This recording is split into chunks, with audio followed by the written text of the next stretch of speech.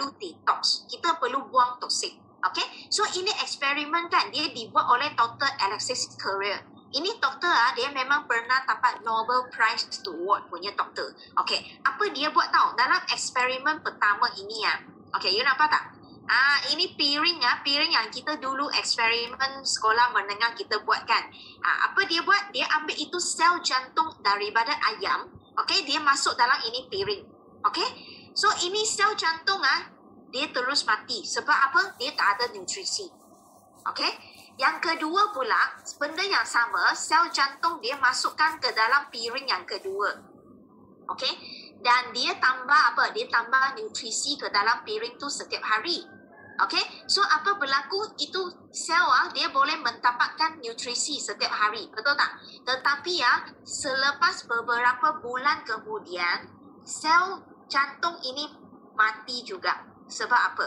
Sebab ini tempat dipenuhi oleh toksik-toksik daripada metabolisme sel jantung itu.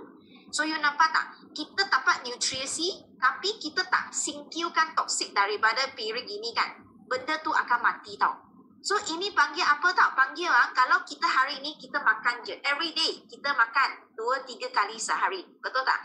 Makan. Tetapi ada orang makan sehari 2-3 kali. Tetapi buang besar seminggu sekali. So you imagine kan macam mana lah itu sisa-sisa dalam perut tu. Apa berlaku kat dalam tu. You pernah tengok tak sisa-sisa makanan yang kita dalam dapur punya. Okay, dapur kan kita ada sisa makanan tak habis kan. You letak dalam sampah, tong sampah sehari, 2 hari, 3 hari, 4 hari. Apa terjadi? Itu sampah, siapa boleh jawab saya apa terjadi kepada sampah tu? Adakah dia akan bersih, wangi? Tak ada. Dia sudah berulat dan bau busuk. Betul tak? Sehari bau tu sudah keluar. You nampak tak? Itu sebab itu tong sampah. Kalau you imagine dalam kita punya usus dalam perut kita. Sehari 2 hari tak buang besar kan. You imagine dalam tu betapa busuk, betapa kotor dalam tu. Okay? So that's why betapa pentingnya kita mesti buangkan toksik itu keluar. Okay, so that's why ini eksperimen kedua dia sudah gagal tau. So apa dia buat? Dia buat eksperimen ketiga. So dia tambah nutrisi setiap hari dan dia keluarkan toksik. So apa berlaku? You tengok ini sel jantung dia boleh hidup 28 tahun. Sebenarnya ayam boleh hidup berapa lama je? 4 bulan macam itu, 3 bulan macam tu kan. So dia sudah boleh hidup 28 tahun sebab dia boleh dapat khasiat dan dia boleh buang toksik. So nampak tak betapa pentingnya kita dapat nutrisi yang pertama. Yang kedua adalah kita mesti buangkan toksik kita daripada badan kita.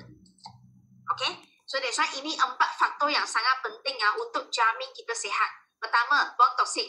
Yang kedua, nutrisi yang optimum. Yang ketiga, melindungi sel kita daripada free radical. Seperti merokok, okay, makanan goreng-goreng, okay, benda yang macam ni. Dan kalau kita badan tak senaman, sistem peredaran darah akan jadi sangat lemah, sangat slow. So, badan kita akan jadi semakin tidak sihat. Nampak tak? So, ini 4 benda yang sangat penting supaya kita jamin badan kita boleh sihat. Walaupun kita berusia, tetapi badan boleh sihat.